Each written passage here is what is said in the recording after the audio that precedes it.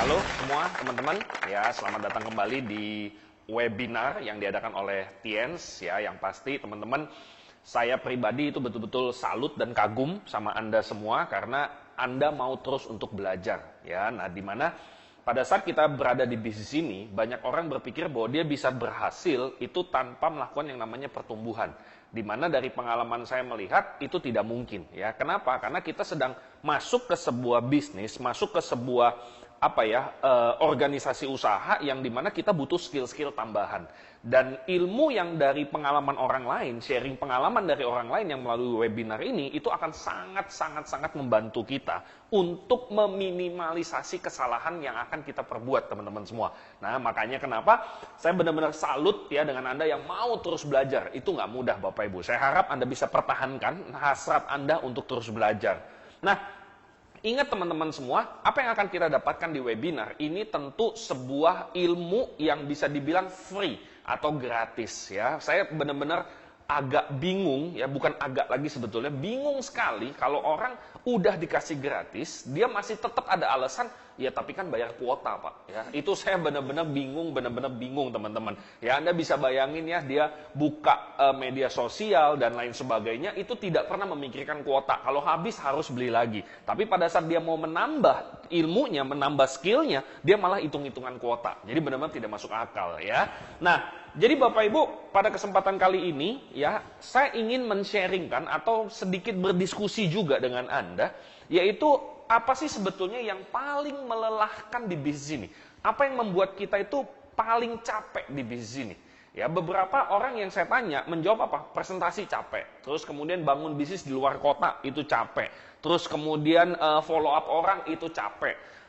Ditolak itu juga capek. Nah, kalau kita mau benar-benar jujur Bapak Ibu, kalau kita presentasi, kita bantuin downline, dan dia benar-benar bekerja, dia benar-benar mau belajar, dia benar-benar melakukan, walaupun tidak ada hasilnya, kita puas. Betul tidak Bapak Ibu? Ya, capek betul, tapi puas gitu. Nah, yang saya maksud di sini yang melelahkan, ya bukan yang capek. Kalau capek ya kita tidur seharian juga capek Bapak Ibu, nonton seharian pun capek juga. Tapi yang benar-benar melelahkan itu apa? Betul tidak kalau saya bilang kita bekerja dengan orang yang tidak tepat. Ya, kita sudah punya downline. Dia mau bilangnya mau aktif, tapi setiap kita ketemuan sudah ngundang orang belum? Belum Pak, teman saya mah susah. Sudah coba ngundang berapa? Ya belum, saya kalau mau ngundang si ini kayaknya nggak mungkin bisa, si ini juga nggak mungkin bisa, cuaca juga lagi nggak bagus, kendaraan juga nggak punya, orangnya juga kayaknya susah keluar rumah, kelihatannya orangnya juga nggak butuh bisnis ini, dan seterusnya. Nah, dari pengalaman saya, kalau kita cuma presentasi, itu tidak melelahkan. Tapi mendengarkan hal yang negatif, mendengarkan keluhan dari downline, itu yang benar-benar capek sekali. Nah, jadi yang paling melelahkan di bisnis ini, saya ngambil kesimpulan bahwa bekerja dengan orang yang tidak tepat. Itu yang paling melelahkan di bisnis ini. Terus yang kedua apa? Kitanya yang belum menjadi orang yang tepat, teman-teman semua. Nah, itu pun melelahkan kita juga. Jadi kita nggak tahu nih, gimana cara menjadi orang yang tepat. Dan kita juga nggak tahu bagaimana sebetulnya orang yang tepat di dalam jaringan kita itu siapa saja. Kita nggak tahu juga. Nah, kalau sudah seperti itu, wah itu udah pasti lelah sekali di bisnis ini. Saya ingat pertama kali waktu saya memulai bisnis ini, teman-teman, saya join itu hanya karena nggak enak hati. Jadi alhasil apa? Setiap kali sponsor saya, upline saya, itu menghubungi, mengajak saya untuk bahkan cuma datang ke pertemuan saja, itu saya kasih 1001 macam alasan. Dan dia mulai mengajak saya untuk mulai ngajak teman-teman saya. Saya pun memberikan 1001 macam alasan. Nah, begitu juga pada saat saya punya downline, ya pada saat saya sudah mulai bergerak di bisnis ini, dan saya punya downline, dan downline ini orang yang tidak tepat Bapak Ibu, bahkan ya, coba Anda renungin, mungkin Anda ngalamin juga. Nggak cuma dia yang ngedown loh, tapi ngedownnya itu menular Bapak Ibu. Kita pun jadi merasa bahwa bisnis ini tuh sulit sekali.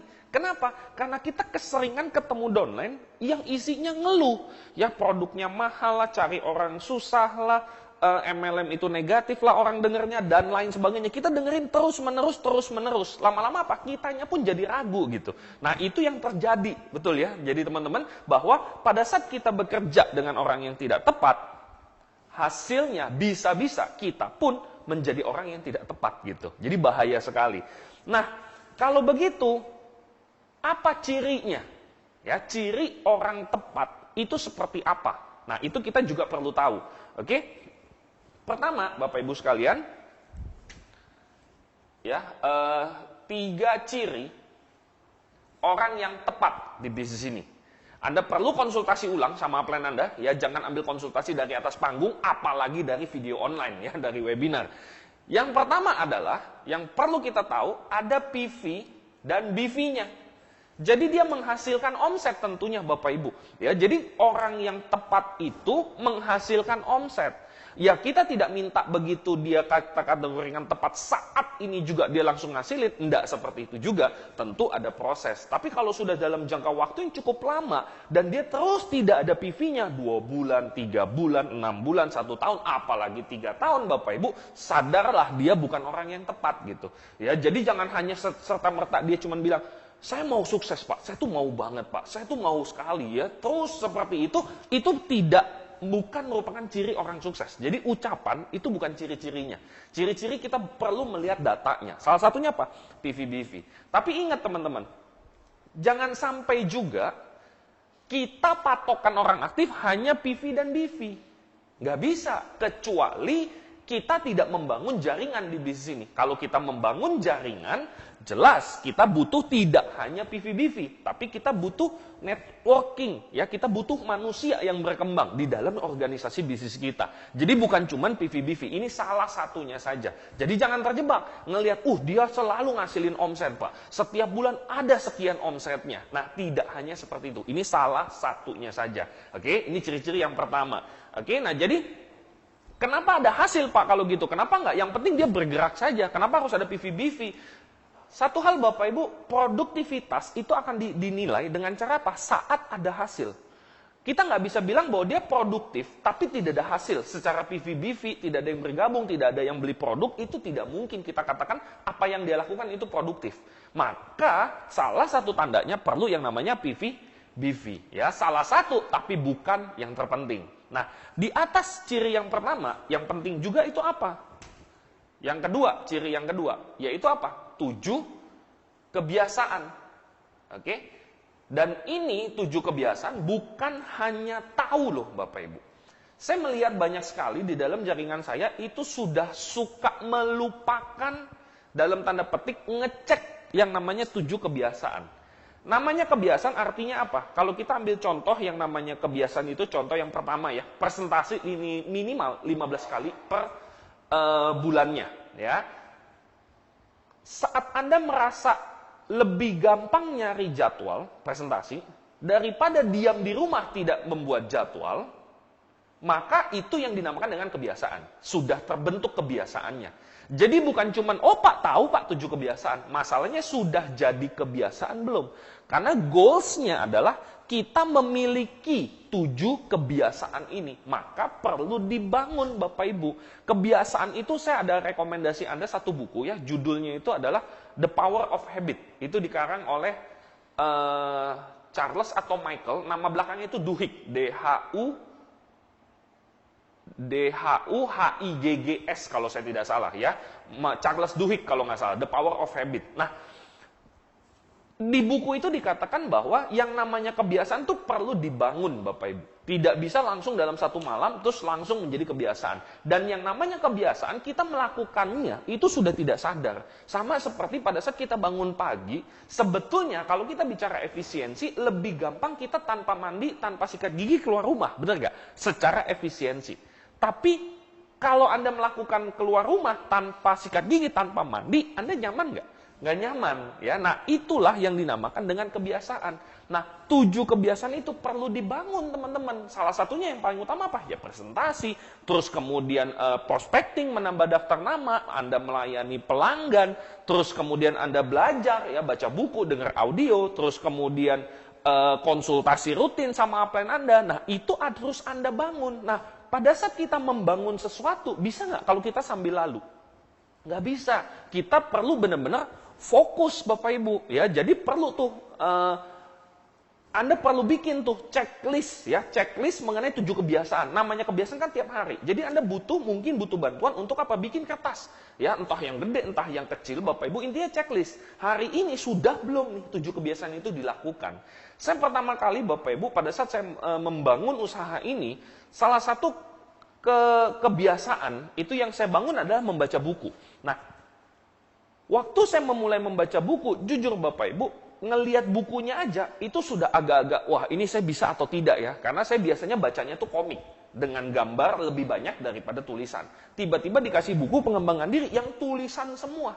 Nah, Anda bisa bayangin ya, itu pasti terjadi apa ya? Harus baca ya gitu ya. Itu pertanyaan paling sederhananya. Nah, untungnya waktu itu teman-teman, saya merasa saya ini tidak bisa apa-apa di bisnis ini. Jadi kalau disuruh apapun sama apa yang saya, ya mau nggak mau saya ikutin kalau saya mau berhasil. Nah, pada saat saya sudah baca, teman-teman, berjalan kurang lebih 21 hari, 1 bulan, 3 bulan. Sekarang jujur, kalau saya tidak membaca buku, atau minimal ada buku di rumah yang belum saya baca, ya jadi udah habis semua dan saya tidak beli lagi, itu saya ada perasaan bersalah. Bener-bener nggak enak gitu rasanya. Itu sama kayak nggak sikat gigi terus keluar rumah mau ngobrol sama orang gitu. Ngobrol sih ngobrol, tapi ada rasa bersalah, betul nggak? Nah, itu yang namanya kebiasaan. Jadi, kebiasaan ini perlu kita bangun. Nah, ciri-ciri orang yang tepat adalah dia mulai membangun kalau di awal. Tapi kalau misalnya dia sudah posisi 3 bulan, 6 bulan di bisnis ini, dia harus sudah punya kebiasaan ini, teman-teman. Ya, jadi ciri-cirinya apa? Dia punya kebiasaan ini.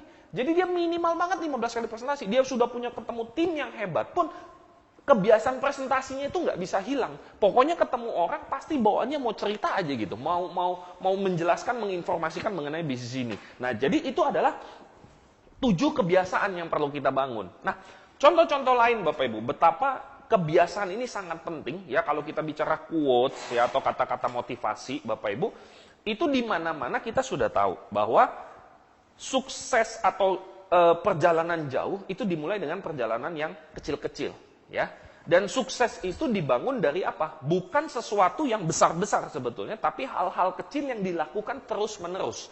Itu adalah asal muasal yang namanya kesuksesan. Nah, hal kecil yang dilakukan terus-menerus itu namanya kebiasaan. Kita ambil contoh Bapak Ibu. Kalau kita ngelihat ambil contoh paling gampang, dunia artis. Dunia artis saat ini bertumbuh begitu cepatnya. Orang sudah tidak perlu lagi kalau kita bicara musik ya, tidak perlu ke dapur rekaman lagi. Dia cuma perlu rekam di YouTube, dia sebar jadi viral, tiba-tiba dia jadi artis Bapak Ibu. Ya, kita ngelihat banyak sekali contoh seperti itu. Tapi kembali teman-teman, kalau dia tidak membangun sebuah kebiasaan, seorang artis yang melegenda, membangun kebiasaan artis yang benar-benar yang harus dibangun, kita sudah ngelihat banyak contohnya. Dia viral, booming sebentar, lalu hilang. Viral, booming sebentar, mohon maaf, kena narkoba. Viral, booming sebentar, terus tiba-tiba jadi rusak, terus bahkan hidupnya lebih parah daripada waktu dia sebelum menjadi artis. Ya, nah jadi Bapak Ibu, kebiasaan ini sangat penting sekali. Saya benar-benar mau menggarisbawahi yang namanya kebiasaan. Kita perlu tahu, apakah kita punya kebiasaan bisa mengarahkan kita kepada tujuan kita. Ya, jadi banyak sekali contoh-contohnya Bapak Ibu. Atlet misalnya. Anda bisa kebayang ya, waktu dia mau jadi atlet, setiap hari selama 8 sampai 10 jam dia latihan. Oke, sampai dia menjadi terkenal atlet yang sangat hebat sekali, pemenang juara olimpiade atau Liga Italia atau Liga Spanyol dan lain sebagainya. Nah, pada saat dia sudah menang Bapak Ibu dan dia meninggalkan kebiasaannya, kira-kira apa yang terjadi? Ya, Anda yang mungkin hobi bola ngerti ya, ada banyak pemain-pemain yang bersinar, habis itu hilang. Bersinar, habis itu hilang. Tapi ada orang yang pemain bola itu bersinar terus-menerus, bahkan sampai sekarang Bapak Ibu, dia terus-menerus tetap bersinar, tetap menjadi legenda. Nah, apa yang membedakan menurut Anda? Saya percaya Bapak Ibu itu kebiasaan. Nah, sama di bisnis ini sebetulnya. Jadi ciri-ciri orang yang tepat yang kedua Bapak Ibu, jauh melebihi daripada ciri yang pertama adalah ke-7 kebiasaan. Dia punya nggak kebiasaan diantaranya 7 yang dibutuhkan untuk berhasil di bisnis ini. Oke, itu adalah kebiasaan Bapak Ibu. Terus kemudian juga yang namanya kebiasaan, gini. Saya kemarin baca di artikel Bapak Ibu, intinya gini. Motivasi, goals, impian itu yang membuat Anda memulai sesuatu perjalanan menuju impian atau goals Anda. Yang membuat Anda terus berjalan itu adalah kebiasaan. Ya, karena motivasi nggak akan cukup. Motivasi itu sifatnya meledak-meledak Bapak Ibu. Ya, jadi dia hanya boom sebentar, habis itu dia akan surut. Nah, yang akan membuat terus bertahan adalah kebiasaan.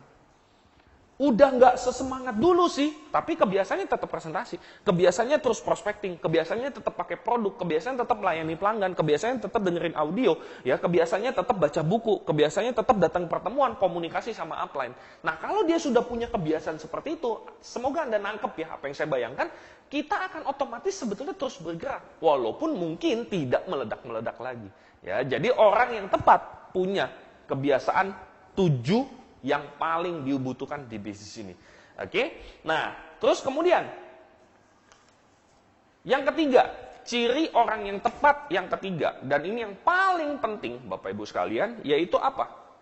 Sikapnya atau attitude. Ini hal yang paling sering sekali Anda akan dengar Bapak Ibu, ya. Attitude atau sikap adalah hal kecil yang membuat perbedaan besar.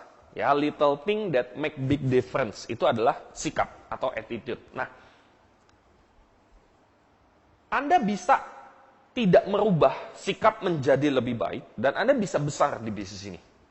Tapi dari pengalaman saya, Bapak Ibu, saya memperhatikan bahwa besarnya itu akan ada maksimumnya. Itu satu. Yang kedua, kalaupun Anda besar, Anda tidak mendapatkan yang maksimal dari bisnis ini. Ya, sikap ini yang akan membuat Anda itu besar sekali. Tidak hanya sekedar besar saja.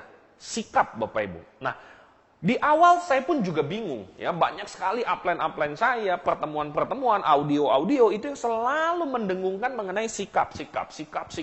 Ya, apalagi kalau kita bicara upline kita, Bapak Ibu ya, salah satu upline kita yang paling tinggi juga ya, yaitu apa? Bapak Louis Tendean. Itu dia punya audio pertama waktu itu namanya Nepi, Bapak Ibu. Itu berjudul sikap positif, ya. Nah, itu menjadi salah satu audio saya yang paling saya andalkan. Kenapa? Karena saya nggak ngerti mengenai sikap ini. Maka kita perlu terus belajar. Kalau nggak ngerti kan belajar. Jadi saya dengerin terus mengenai sikap ini. Kenapa? Karena saya aslinya Bapak Ibu sikapnya itu jelek. Saya adalah orang yang sangat pesimis sekali. Saya orangnya itu pokoknya skeptis. Saya orangnya nggak berani bermimpi. Pokoknya negatif luar biasa. Orang pikir berhasil, pikir keuntungan, saya mikirin ruginya, saya mikirin kegagalannya. Nah, itu saya Bapak Ibu. Jadi sikapnya itu jelek sekali. Nah, sikap apa saja yang dibutuhkan untuk kita disebut dengan orang yang tepat. Atau ciri-ciri orang tepat itu memiliki sikap yang seperti apa? Tentu banyak sekali Bapak Ibu, tapi saya akan merangkum dari yang saya perhatikan ada beberapa poin itu yang akan membuat orang ini disebut dengan orang yang tepat. Yang pertama adalah action oriented. Ya, maksudnya apa? Dia benar-benar berfokus kepada tindakan. Jadi bukan berfokus kepada masalah, bukan berfokus kepada tantangan, dia fokusnya kepada yang namanya tindakan Bapak Ibu sekalian. Begitu disuruh ngapain, dia langsung praktek. Begitu dikasih tahu apa, mungkin dia masih bingung, tapi dia langsung lakukan. Nah, itu namanya yang disebut dengan action oriented. Ya, jadi yang namanya orang yang tepat, itu pasti berfokus kepada tindakan, fokus kepada actionnya. Perencanaan jelas perlu, tapi bukan satu-satunya yang terpenting Bapak Ibu. Karena kalau perencanaan tanpa action, ya jelas nggak akan ngasilin apapun. Tapi juga action tanpa perencanaan, itu juga bisa jadi masalah Bapak Ibu ya. Kerja keras tapi nggak ada arahnya, ya itu juga bisa jadi masalah. Terus kemudian orang yang action oriented, orang yang berorientasi kepada tindakan yang bisa dilakukan, itu juga otomatis adalah orang yang bisa menyelesaikan masalah atau problem solver Bapak Ibu. Jadi banyak orang yang bikin kita capek kadang-kadang downline itu bukan karena dia itu nggak bisa apa-apa yang bikin kita capek, tapi yang dia bisa lakukan itu selalu dia temukan sesuatu masalahnya. Pak, kenapa nggak melakukan jumlah presentasi minimal 15 kali dalam sebulan? Soalnya saya tuh sibuk gitu. Gimana kalau misalnya prospeknya yang diundang ke rumah Bapak, kalau Bapak lagi sibuk di rumah misalnya. Ya nggak bisa, soalnya rumah saya kecil.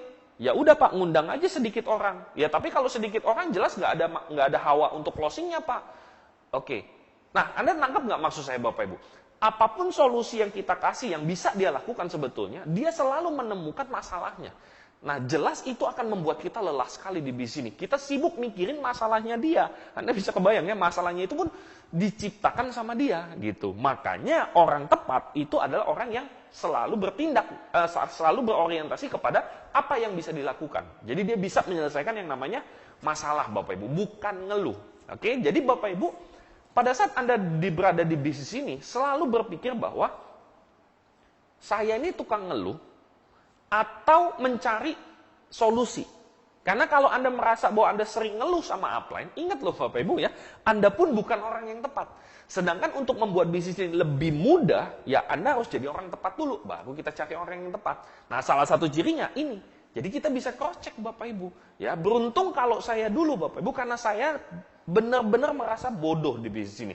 Saya benar-benar merasa bisnis ini tuh dunia lain buat saya. Ya, jadi istilahnya ini ada dunia manusia, ada dunia gaib ya, dunia goib nih seperti itu. Nah, saya merasa ya bisnis ini tuh kayak gitu.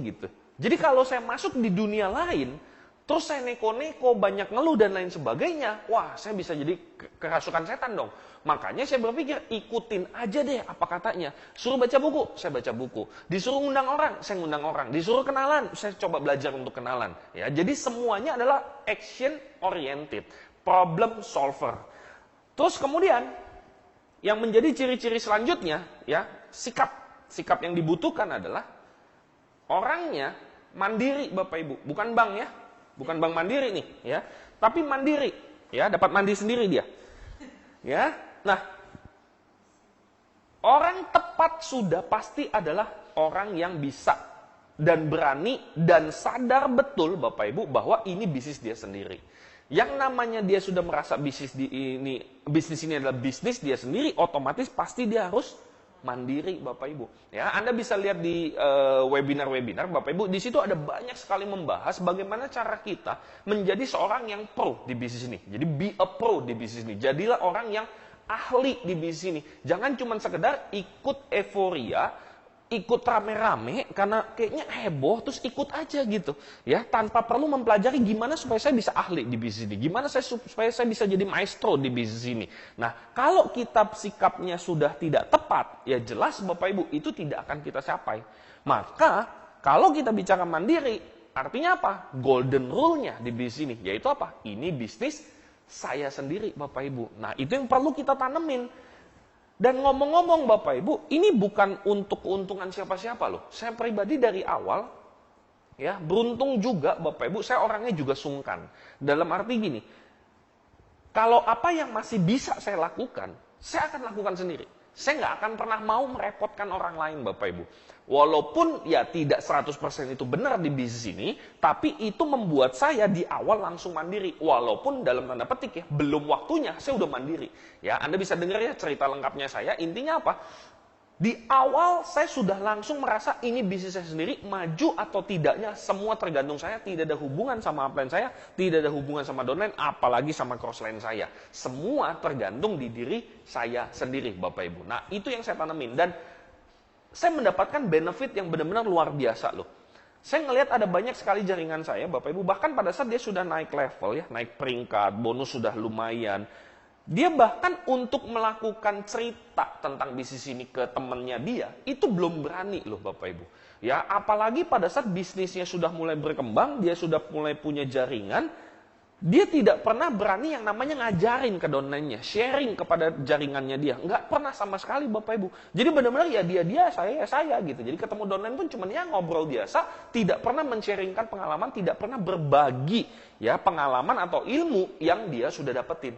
Ya, di awal saya Bapak Ibu, pada saat jaringan baru 2-3 orang, saya sudah bisa sharing. Pada saat jaringan sudah 10-20 orang, wah itu saya sudah bikin PPT sendiri teman-teman semua. Ya, pada saat jaringan sudah mulai puluhan orang, bahkan saya bisa bikin dream sharing sendiri teman-teman. Anda bisa bayangin ya, itu benar-benar kalau orang lihat matang sebelum waktunya mungkin. Tapi itu akibat dari apa? Mandiri. Jadi saya terus berpikir bagaimana untuk menerapkan apa yang saya dapat langsung ke jaringan. Dapat apa langsung diterapin, dapat apa langsung diterapin Bapak Ibu. Dan itu yang disebut dengan orang yang tepat. Ya, Anda bayangin kalau Anda bekerja sama dengan orang yang mandiri, ya Anda pasti bahagia nggak Bapak Ibu? Jelas pasti bahagia. Punya downline yang punya omset yang punya 7 kebiasaan, yang punya sikap action oriented, problem solver, gak pernah mengeluh, selalu bekerja, improvisasi, learn, do review, ya, lakukan, belajar, diperbaikin, lakukan lagi, dan juga dia mandiri juga Bapak Ibu. Anda bisa kebayang ya, punya domain seperti itu 10 aja Bapak Ibu, ya, hidup pasti akan jauh lebih bahagia, ya. Inilah ciri orang yang tepat, oke? Terus kemudian poin selanjutnya mengenai sikap adalah teachable, ya. Teachable ini itu berbeda dengan hasrat mau belajar loh teman-teman, ya. Teman-teman yang nonton saat ini itu hasrat belajarnya pasti tinggi sekali, dan itu saya benar-benar salut sekali. Itu sangat dibutuhkan di bisnis ini kalau Anda pengen jadi pemimpin yang besar di usaha ini. Tapi ingat, hasrat belajar dengan teachable itu beda. Teachable itu adalah bisa dikasih tahu, bisa dikasih masukan. Ya, itu yang namanya teachable. Mungkin Bapak Ibu kita merasa kita sudah tahu semua. Tapi sekali lagi tidak ada salahnya kalau kita selalu mendengarkan masukan. Selalu minta masukan, itu tidak pernah ada salahnya. Jangan sampai Bapak Ibu kita menjadi orang yang tidak teachable. Dalam arti gini, dikasih tahu ngeyel. Dikasih tahu lagi ngeyel, dikasih tahu lagi marah bahkan Bapak Ibu. Ya, saya punya downline yang seperti itu. Begitu dikasih tahu, udahlah nggak usah ikut campur, ya.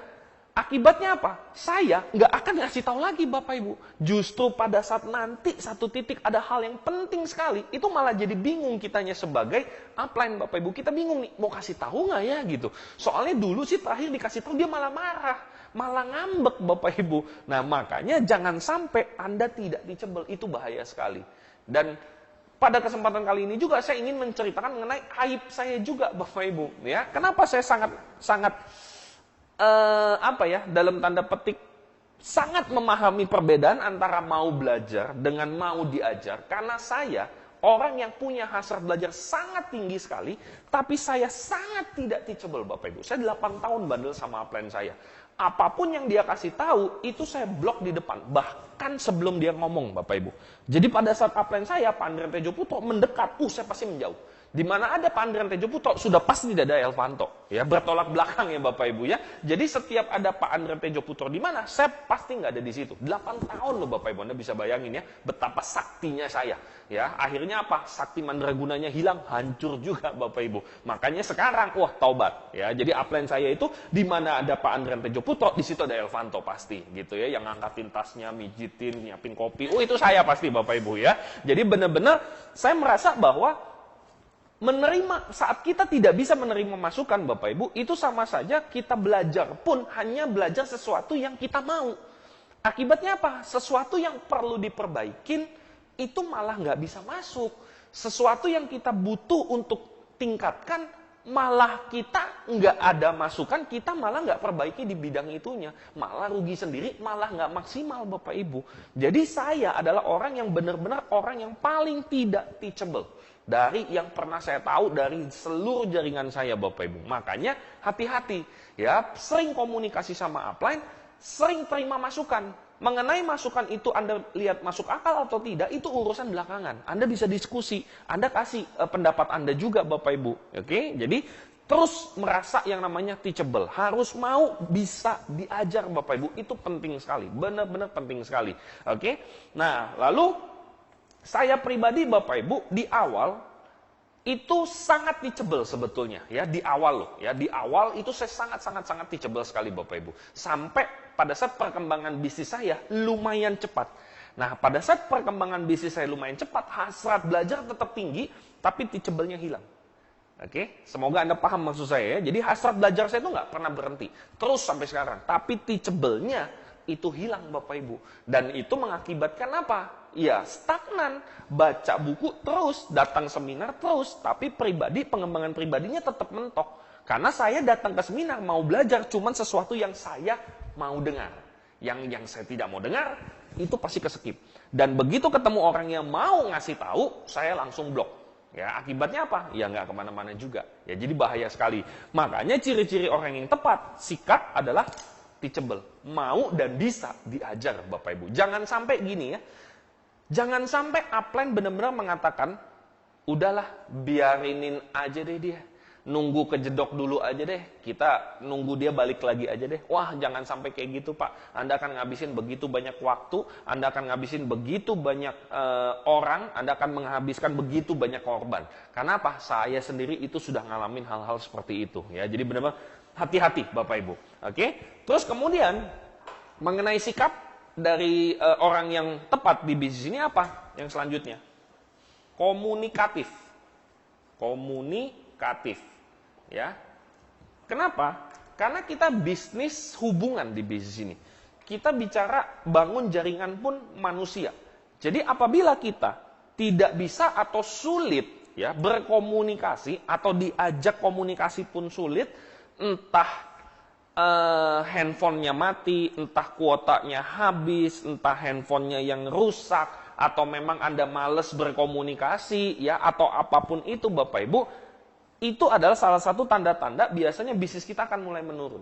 Percaya atau tidak, saya ngalamin seperti ini. Ya, saya dulu menjadi orang yang sangat tidak komunikatif sama upline saya. Upline saya hubungin, telepon, saya nggak angkat. Kalau di telepon banyak, ya udah saya angkat, tapi saya taruh di meja, saya sambil melakukan aktivitas yang lain. Anda bisa kebayang ya betapa menyebalkannya saya dulu Bapak Ibu. Ya, mohon maaf Tejo ya, Pak Tejo Putro, mohon maaf sekali lagi. Tapi itulah faktanya Bapak Ibu. Dan ironisnya adalah di saat saya melakukan itu, saya merasa sangat hebat sekali loh. Saya benar-benar merasa jagoan sekali, tanpa upline bisa, nggak perlu dengerin apa kata orang, merasa bisa. Sampai apa? Ya benar-benar mentok Bapak Ibu. Mentok, kesandung, jatuh, bahkan masih bingung kenapa bisa begini gitu. Tapi begitu kita review, ternyata apa? Ya begini. Pada saat kita tidak komunikatif, itu akan diikuti oleh seluruh jaringan kita. Anda bisa kebayang ya, Anda mau kerjasama sama satu orang, tapi dihubunginnya sulit. Di chat sekarang, kalau besok bisa dibalas, Anda potong kambing. Karena jarang terjadi Bapak Ibu. Anda bisa kebayang nggak kerjasama dengan orang yang seperti itu? Jelas nggak mungkin bisa jalan Bapak Ibu. Ya, apalagi kalau downline yang ngontek dianya, dan dianya nggak bisa dihubungin. Aduh Bapak Ibu, menurut saya itu sudah mengenai tanggung jawab sih ya. Jadi menurut saya kalau sudah terjadi hal-hal seperti itu, ya Anda benar-benar perlu merenungkan ulang Bapak Ibu. Apakah orang yang Anda anggap orang tepat, itu benar-benar orang yang tepat atau tidak. Kalau dia tidak bisa diajak komunikasi. Ya, jadi sangat-sangat bahaya sekali. Saya ambil bayangan seperti ini Bapak Ibu. Kalau Anda punya jaringan downline calon leader, ya benar-benar orang yang bagus ya, orang yang sangat luar biasa, orang yang sangat bagus sekali. Anda tentu pengen komunikasi sering, Anda tentu pengen kasih goals tertentu, Anda tentu ingin dia memantau goalsnya dia, Anda tentu ingin memperbaiki kalau arah-arahnya sudah tidak tepat, betul ya? Tapi kebayang nggak kalau misalnya setiap kita melakukan itu, dianya nggak bisa dihubungin gitu, atau dihubunginnya itu lama sekali balesnya Bapak Ibu, ya? Kalau saya pribadi, Bapak Ibu, saya tidak menyalahkan. Mungkin dia sedang tidak fokus dan lain sebagainya. Tapi ingat Bapak Ibu, semoga kita jangan sampai seperti ini. Kenapa? Karena saat upline merasa kita memang mungkin sedang ada fokus yang lain, maka upline akan pindah fokus. Ya, dan yang rugi siapa? Menurut saya sih kita sendiri. Ya, kalau kita dihubungin upline sedikit atau banyak, Bapak Ibu, kita akan diingetin bisnis ini. Kita akan diingatkan untuk apa? Bergerak. Dan kita butuh di bisnis ini untuk terus diingetin, untuk terus bergerak kan? Kenapa? Karena tujuannya kan tujuan kita, bukan tujuan upline loh Bapak Ibu. Upline selalu bisa mencari titik fokus yang lain lagi. Ya, jadi hati-hati. Coba cek komunikasi Anda itu lancar tidak? Ya, kalau Anda tidak lancar, segera perbaiki Bapak Ibu. Ya, kita perlu terus berkomunikasi. Terus kemudian juga saat orang sudah sulit untuk diajak komunikasi, saat dihubungin juga sudah sulit, dari pengalaman saya Bapak Ibu, itu adalah tanda-tanda kematian yang paling akurat di bisnis ini. Ya, jadi Anda sudah perlu menyiapkan liang kubur, Anda sudah perlu membeli nisan gitu ya, pada saat dia sudah sulit diajak komunikasi. Ya, kita nggak perlu ngomong seperti itu Bapak Ibu, tapi dalam hati kita sudah tahu, bukan orang ini, kita perlu mencari penggantinya, seperti itu. Oke? Nah, juga pada saat kita komunikasi pun Bapak Ibu, kesalahan terbesar yang paling sering saya alamin, dan saya juga bingung kenapa downline melakukan hal seperti itu adalah dia tidak jujur pada saat komunikasi nggak jujur. Lagi ngedown bilangnya tenang bulan depan pasti besar, padahal lagi ngedown, ya. Si A, wah itu bentar lagi pasti booming up. Padahal dia udah sulit komunikasi sama si A itu tadi. Si B gimana? Wah, itu calon leader yang bagus, daftar namanya Bejibun. Ya, tapi di ketemu terakhir itu tahun lalu, Bapak Ibu. Nah, buat apa ya? Jadi sekali lagi Bapak Ibu, Anda coba dengar satu audio namanya judulnya Be a Pro ya. Nah, di mana di situ itu dibahas mengenai sikap atau mental kita pada saat kita jalanin bisnis ini. Pada saat Anda suka berbohong, memberikan kabar baik ya kepada atas, kecenderungannya itu adalah mental-mental ya orang yang bekerja di sebuah perusahaan. Yaitu apa? Yang penting bosnya senang aja, yang penting kita selamat. Nah, sedangkan Bapak Ibu, kalau kita bicara di bisnis ini bisnis kita. Ya, sponsor kita, upline kita, itu konsultan bisnis. Dia akan memberikan yang terbaik berdasarkan kondisi yang nyata. Jadi kalau kita sudah tidak jujur, kita tidak menceritakan apa adanya, jelas Bapak Ibu, saran yang dikasih pasti salah. Nah, kalau udah saran yang dikasih salah, Anda mau nyalahin siapa? Kan kita kasih datanya salah. Kita cuma memberikan kabar baik. Dengan harapan apa? Kalau saya bilang, oke, baik-baik saja, bisnis saya sempurna, sedang berkembang pesat, upline nggak ngasih apa-apa, kan itu yang kita mau gitu. Nah, jadi artinya apa? Tidak sinkron antara apa yang kita mau dengan apa yang kita harapkan dari upline atau sponsor kita. Oke? Nah, jadi Bapak Ibu, itu adalah mengenai yang komunikatif. Kemudian, sikap yang terakhir yang dibutuhkan seorang yang benar-benar mempunyai ciri-ciri orang yang tepat adalah dia memiliki visi yang besar. Ya. Jadi visi besar yang saya maksud di sini itu bukan cuma sekedar impian, tapi visi. Ya, visi itu adalah sesuatu yang kita mau capai dan ini yang menggerakkan kita. Makin besar visinya, maka pergerakan kita akan makin bisa untuk jangka panjang dan bisa melakukan pergerakan yang cukup besar dan jangka panjang. Nah, ingat Bapak Ibu, terkadang pada saat kita bicara visi, orang itu hanya berbicara mengenai dirinya sendiri. Dia akan punya jaringan luar biasa besar, dia akan punya bisnis di seluruh dunia, dia akan menjadi orang terkaya di seluruh dunia, dan seterusnya, dan seterusnya, dan seterusnya. Itu tidak salah Bapak Ibu, tapi dari beberapa buku yang pernah saya baca, satu visi yang lebih besar, melewati batas yang namanya keinginan kita pribadi Bapak Ibu, itulah visi yang benar-benar paling besar. Dan kita akan digerakkan oleh sebuah kekuatan yang apa ya, yang tidak kelihatan, tapi entah kenapa kita sanggup terus melakukan. Kalau kita memiliki visi yang besar itu tadi. Ya, contoh-contoh visi besar seperti apa? Visi itu harus melibatkan orang lain, Bapak Ibu. Harus melibatkan kemenangan orang lain. Jadi nggak bisa kita cuma sekedar kita sukses, itu visinya kita gitu ya. Itu nggak salah sekali lagi. Tapi yang saya maksud di sini adalah visinya adalah benar-benar mengangkat yang dia punya tim untuk naik satu level lebih tinggi lagi, satu level lebih tinggi lagi, mencapai orang yang lebih besar lagi, lebih besar lagi, lebih besar lagi. Jadi benar-benar melebihi kepentingan diri dia sendiri. Nah, itu yang dimaksud dengan visi besar Bapak Ibu. Jadi dia harus punya apa? Jiwa yang rendah hati, jiwa yang suka melayani orang lain, ya benar-benar sebuah visi yang menjadi yang namanya pemimpin sejati Bapak Ibu. Jadi bukan cuma sekedar menjadi leader ya. Kita terlalu gampang menyebut orang leader soalnya Bapak Ibu ya. Jadi peringkatnya tinggi dia leader gitu. Nah, leader atau pemimpin itu tidak berdasarkan posisi. Ya, Anda bisa baca buku seri-serinya John C. Maxwell, di situ banyak sekali dibahas. Jadi ada yang namanya pemimpin berdasarkan posisi. Ada yang namanya pemimpin yang berdasarkan apa.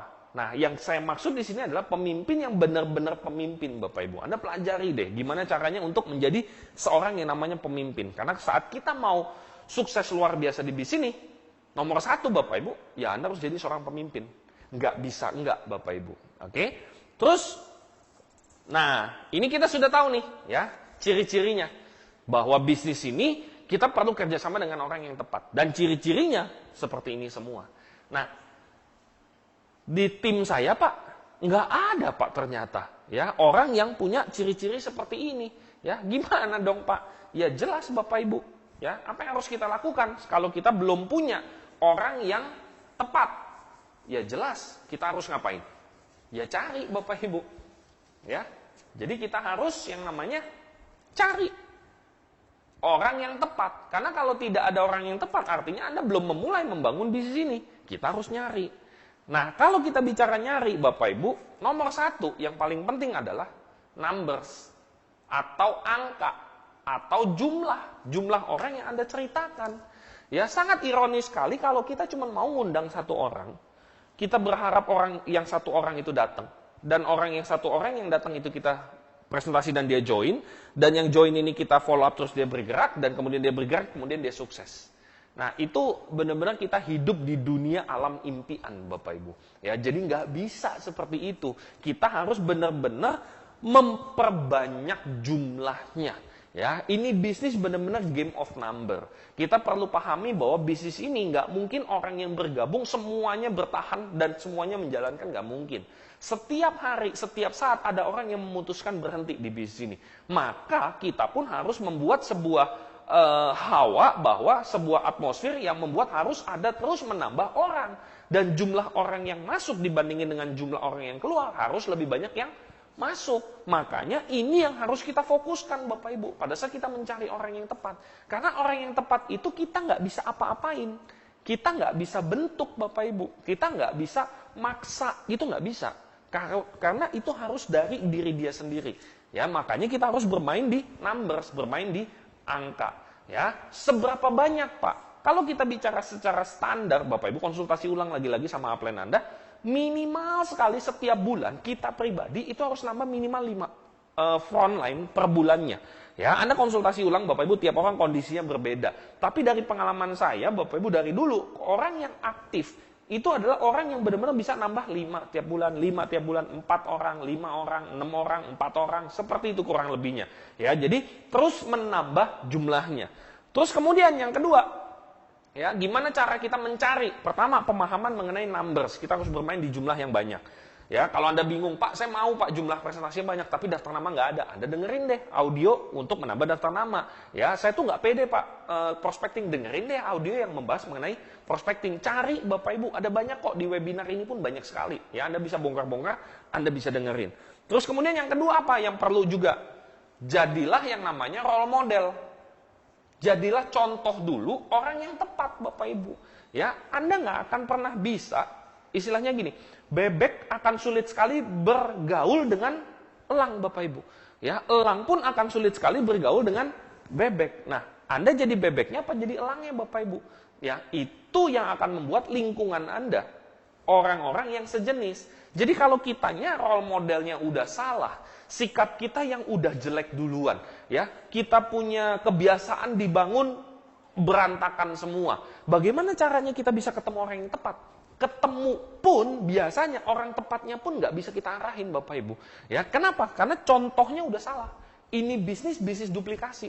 Ya, Anda perlu menunjukkan yang benar seperti apa, maka mereka akan ngikut. Orang tepat itu akan ngikut. Jadi kalau kita nunjukinnya udah salah, orang salah yang akan ngikut Bapak Ibu. Ya, orang yang benar itu malah nggak ikut. Ya, makanya kenapa penting sekali role model, karena bisnis ini bisnis duplikasi, lebih gampang orang itu meniru di bisnis ini. Terus yang ketiga Bapak Ibu, ya, Anda perlu mengenali bibitnya, karena orang tepat itu mulai dari bibit, ya, dibangun. Jadi bukan serta-merta ketemu orang tepat, baru join langsung dicap sebagai orang tepat lalu ditinggal Bapak Ibu, ya, nggak bisa, karena mulainya itu dari yang namanya bibit Bapak Ibu. Jadi semua itu mulainya dari bibit. Makanya kita perlu ngenalin, ya, bibitnya itu seperti apa. Oke? Nah, pada saat kita jumlahnya banyak, numbersnya banyak, dan kita sudah menjadi role model, kita sudah mencatat ciri-ciri orang tepat, dan kita berusaha terus memaksa diri menjadi orang yang tepat, menjadi role model yang tepat, ya. Baru Bapak Ibu kita mulai mengenali atau mencari nih, mengenali bibit-bibitnya. Dari pengalaman saya Bapak Ibu, orang baru join nggak mungkin langsung menjadi ciri-ciri orang yang tepat tadi. Dia perlu dilatih. Tapi ada ciri-ciri bibit-bibit bagus Bapak Ibu. Ya, kalau Anda pernah, saya pernah miara ikan koi ya, dikasih salah satu rekan saya, Pak Ade dari Semarang. Itu ada ciri-cirinya. Jadi mulai dari anakan yang kecil-kecil sekali Bapak Ibu, pada saat dia sudah berumur beberapa lama, nah udah kelihatan tuh mana yang bagus, mana yang enggak. Bahkan katanya yang enggak bagus itu Bapak Ibu, itu ya agak-agak nggak baik Bapak Ibu, tapi katanya itu dijadikan pakan lagi gitu. Jadi yang nggak bagus itu malah disisihin, ya dimatiin, terus dijadiin pakan, dikasih lagi ke koi yang bagus. Anda bisa kebayang ya, saya nanya, kenapa dimatiin gitu?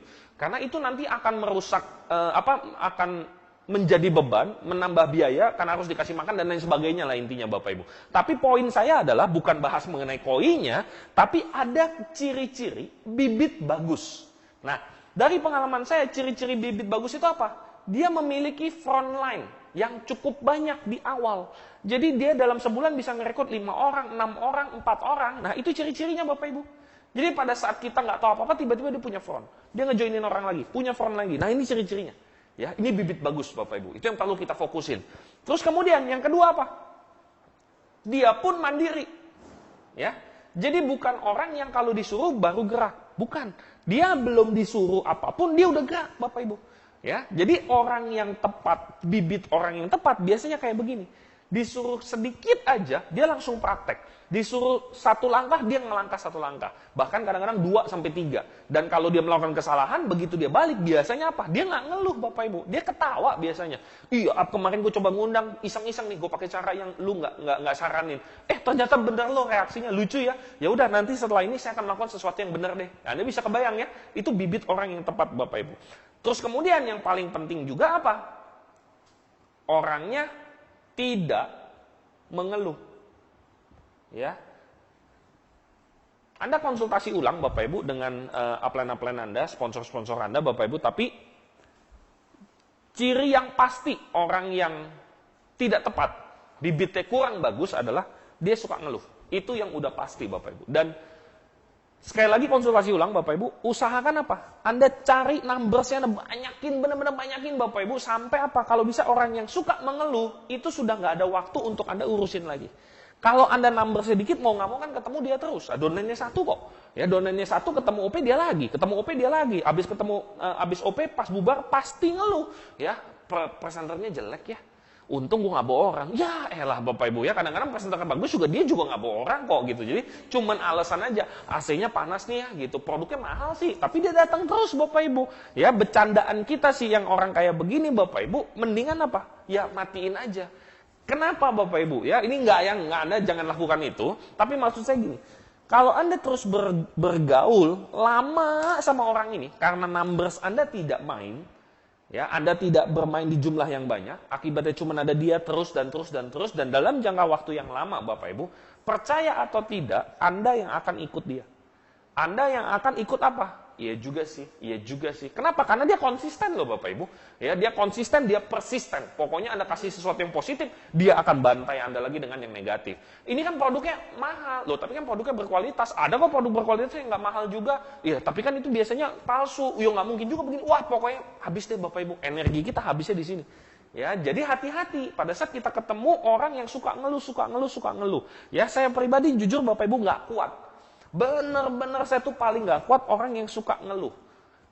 Masalah dengan ngeluh itu berbeda Bapak Ibu. Ya, kemarin saya baru baca buku Ken Blanchett ya kalau nggak salah ya, One Minute Manager. Di situ dikatakan bahwa masalah itu adalah terjadi ketidaksamaan antara apa yang Anda inginkan dengan kejadian nyata.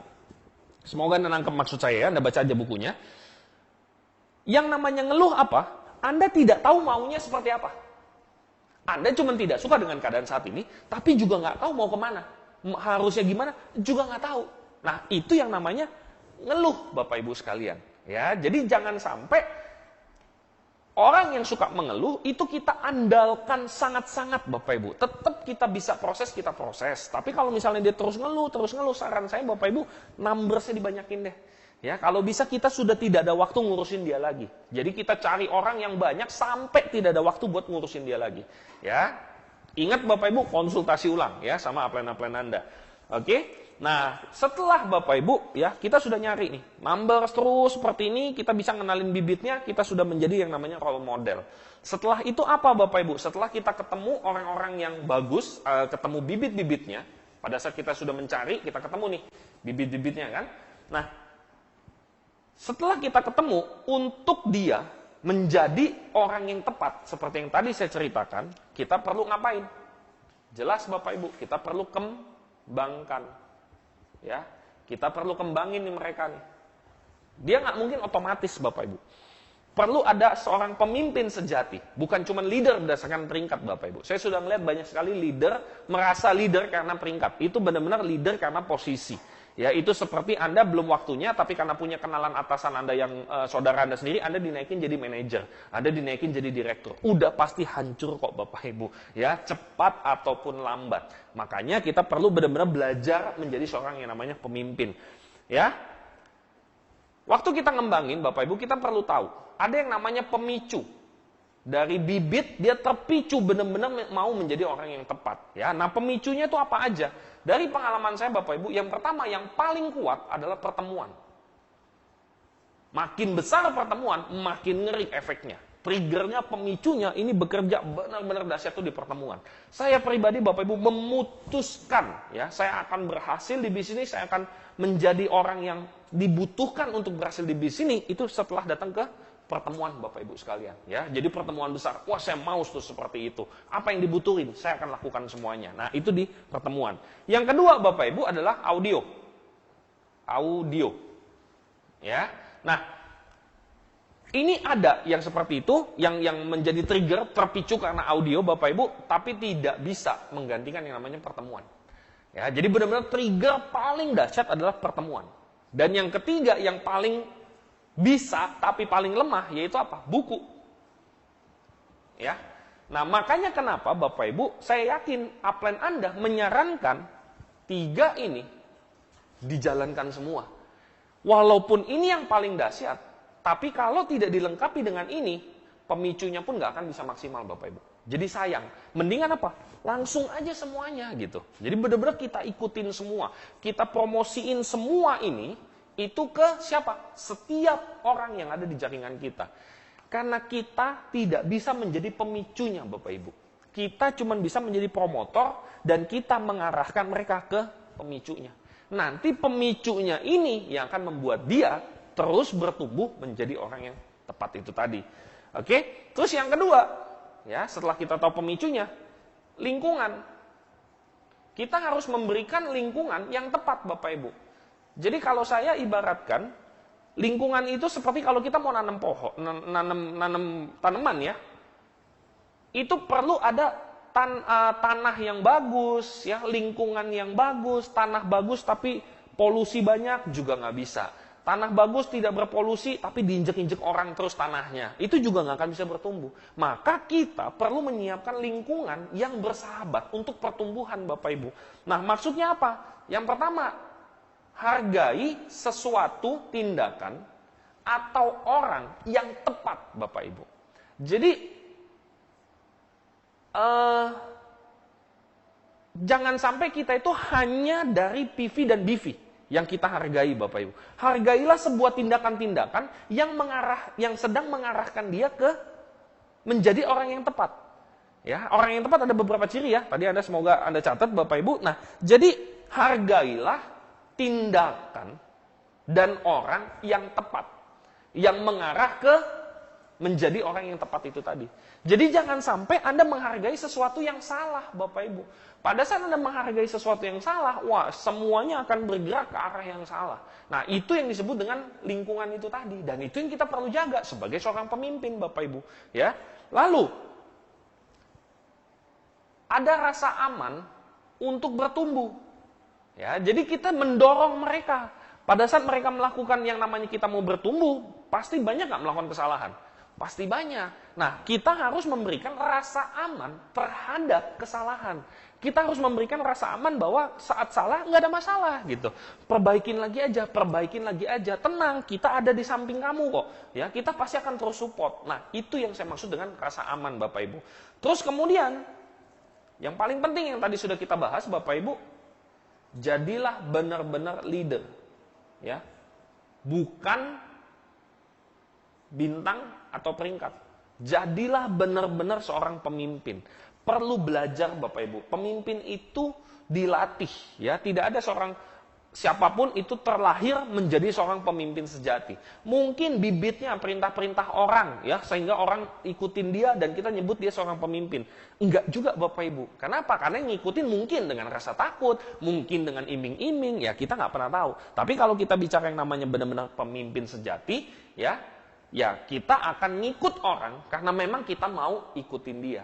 Nah, untuk menjadi seorang pemimpin, Bapak Ibu, butuh pelatihan memang. Butuh kelas-kelas training, Bapak Ibu. Ya, di mana Tiansi sudah nyiapin semuanya, pelatihan-pelatihan itu, kita tinggal ikutin. Kita benar-benar belajar menjadi seorang yang namanya pemimpin. Ya, hal-hal seperti itu penting sekali, Bapak Ibu.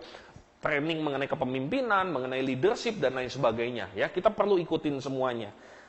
Terus kemudian, yang terakhir Bapak Ibu, yaitu apa? Sumber daya. Nah, sumber daya ini maksudnya apa? Banyak. Ya, salah satunya apa? Pemimpin itu sendiri. Pemimpin itu sendiri adalah sumber dayanya. Pemimpin yang sejati itu bukan orang yang tahu segala-galanya Bapak Ibu. Tapi pemimpin yang sejati itu tahu orang yang seperti ini harus belajar mengenai apa. Tahu ini orang skillnya, talentanya, hebatnya di mana. Dan dia harus ikut pelatihan yang seperti apa. Harus baca buku yang seperti apa. Audio yang mana yang dia harus dengar duluan. Harus melakukan apa untuk belajar mengembangkan dia punya kemampuan atau talenta itu tadi. Jadi Bapak Ibu, salah satu sumber daya yang kita butuhkan apa? Pemimpin yang benar-benar pemimpin. Dan saya berharap Bapak Ibu melalui webinar ini, Anda memutuskan Anda yang menjadi seorang pemimpin itu. Pemimpin yang mengembangkan orang lain Bapak Ibu. Bukan hanya sekedar berfokus untuk diri sendiri, tapi fokus kepada ngembangin orang lain. Terus kemudian salah satu yang bisa menjadi sumber daya apa? Pertemuan. Pertemuan terutama bagian yang pelatihan-pelatihan atau kelas-kelasnya Bapak Ibu. Ya, jadi kelas-kelas pelatihan yang memang benar-benar terstruktur. Jadi awal menjadi bibit, dia belajar apa? Kemudian menjadi pemimpin, terus menjadi pemimpin yang memberdayakan orang lain. Nah, itu kita semua perlu ada ikut kelas-kelas dan pelatihan-pelatihannya. Ya, ada banyak sekali kok Bapak Ibu di luar sana, ya, pelatihan-pelatihan seperti itu. Terus yang paling penting juga, yang benar-benar gampang dan ada di lingkungan kita apa? Alat-alat bantu yang tepat. Ya, audio-audio, webinar, pertemuan-pertemuan, ya, buku yang ada di Gramedia, toko Gunung Agung, dan lain sebagainya. Ya, nah itu semua Bapak Ibu yang akan memberikan pertumbuhan yang maksimal. Ya, setiap kita ketemu orang yang tepat, kita bisa kembangin. Nah, Anda kebayang nggak? Bisnis Anda akan seperti apa Bapak Ibu? Ya, jadi kalau saya ibaratkan yang namanya kembangin, ya, kita butuh pemicunya. Kita pertama jelas butuh bibitnya Bapak Ibu. Kita nyari bibitnya dulu, ya, bibit tanaman pohon beringin lah misalnya, ya. Kita sudah punya nih bibitnya. Terus pemicunya seperti apa? Ya, itu bibit kalau kita cuma taruh di katakanlah di kulkas misalnya, bisa nggak dia bertumbuh? Ya, jelas nggak bisa. Dia butuh pemicunya dulu Bapak Ibu, butuh triggernya dulu, ya. Saya nggak begitu ngerti pertanian, tapi mungkin dengan cara apa? Taruh di tanah, siram sedikit, bikin lembab, ya udah, ya. Dia akan secara alami kok, asal bibitnya memang bibit beringin Bapak Ibu. Ya, kalau bibitnya pohon toge, yang numbuh ya toge, ya. Dan kita nggak mungkin ngarepin dia jadi beringin kan. Maka kita cuma bisa apa? Bikin dia menjadi toge yang terbaik di seluruh dunia itu. Itu yang paling maksimal kita bisa lakukan kan. Nah, jadi kita taruh pemicunya Bapak Ibu. Kita taruh di tanah, kita bikin lembab sedikit, pertemuan audio dan buku. Ya, kita promosiin terus seperti itu. Terus kemudian setelah dia benar-benar tas gitu ya, mulai ada bibit kecil ya Bapak Ibu, inilah yang kita perlu siapin. Lingkungannya, tanamannya, ya, lingkungan keadaannya, polusinya, suhunya. Bahkan kan kalau tanaman tuh ada yang sampai dibikin rumah kaca, karena untuk apa? Menjaga suhunya, ya, menjaga dari hama dan lain sebagainya. Nah, ini lingkungan Bapak Ibu. Ya, setelah itu apa? Sumber daya. Dia butuh apa aja untuk berkembang lebih maksimal. Ya, mungkin tempat yang lebih luas, mungkin butuh pupuk dan lain sebagainya. Nah, jadi teman-teman semua, kalau kita sama-sama bayangin, kalau kita bisa menerapkan ini semua, Anda bisa kebayang ya. Ciri orang yang tepat sudah ada. Bagaimana caranya untuk menjadi orang yang tepat juga sudah disiapkan. Ya, Tiansi udah nyiapin semuanya. Terus kemudian orang yang tepat, bibit-bibitnya pun kita masukin terus ke seperti itu. Nah, Anda bisa kebayang nggak, bisnis Anda itu akan otomatis berkembang nggak menurut Anda? Saya yakin pasti akan otomatis kok Bapak Ibu. Nah, kenapa mungkin selama ini banyak yang dalam tanda petik tidak otomatis? Karena tidak diperhatiin Bapak Ibu. Mulai dari kebiasaannya pun, role modelnya dan lain sebagainya, tidak diikutin semua. Nah, saya harap Bapak Ibu setelah webinar ini, Anda praktekin Bapak Ibu. Anda review diri Anda sendiri dulu. Saya orang yang tepat bukan sih? Kalau bukan atau belum, saya mau nggak jadi orang yang tepat? Kalau saya sudah memutuskan mau menjadi orang yang tepat, apa yang harus saya pelajarin? Apa yang harus saya cari? Pelatihan apa yang harus saya ikut? Ya, leader mana yang harus saya ajak konsultasi, brainstorming, ngobrol. Untuk apa? Membuat saya bisa menjadi orang yang tepat. Sehingga saya bisa mencari orang yang tepat, bisa melatih orang yang tepat juga Bapak Ibu. Kenapa? Karena kalau Anda sudah kembangin ini semua, praktekin. Ingat loh, tanggal 21 Januari kita ada TAC Bapak Ibu. TNS Award Celebration. Mungkin dengan tema yang berbeda, tapi intinya itu adalah TAC Bapak Ibu. 21 Januari kalau saya tidak salah. Nah, Anda bisa kebayang kalau bibit-bibit tadi Bapak Ibu, Anda cari sekarang nih ya 2 bulan setengah, dan bibit itu Anda taruh nih di pemicu yang paling dahsyat Bapak Ibu, yaitu TAC itu tadi. Anda bawa 10, kebayang nggak perkembangannya seperti apa? Anda bawa 100, kebayang nggak perkembangannya bakal seperti apa Bapak Ibu? Ya, pasti ngeri sekali, ya. Pemicunya banyak, Pak. Pemicunya tuh luar biasa banyak. Ibaratnya Anda punya satu kantong kresek besar, isinya bibit pohon beringin semua, dan Anda tebar di pemicu ini semua. Anda bisa kebayang ya, pertumbuhannya bakal seperti apa? Perkembangan bisnis Anda bakal seperti apa? Percaya dengan saya, TNS Award Celebration berikutnya 2018, Anda sudah mulai panen Bapak Ibu, sudah ada hutan tuh di tempat lingkungan Anda itu tadi. Oke, semoga bermanfaat. Saya Alvanto, selamat malam, sukses buat Anda semua.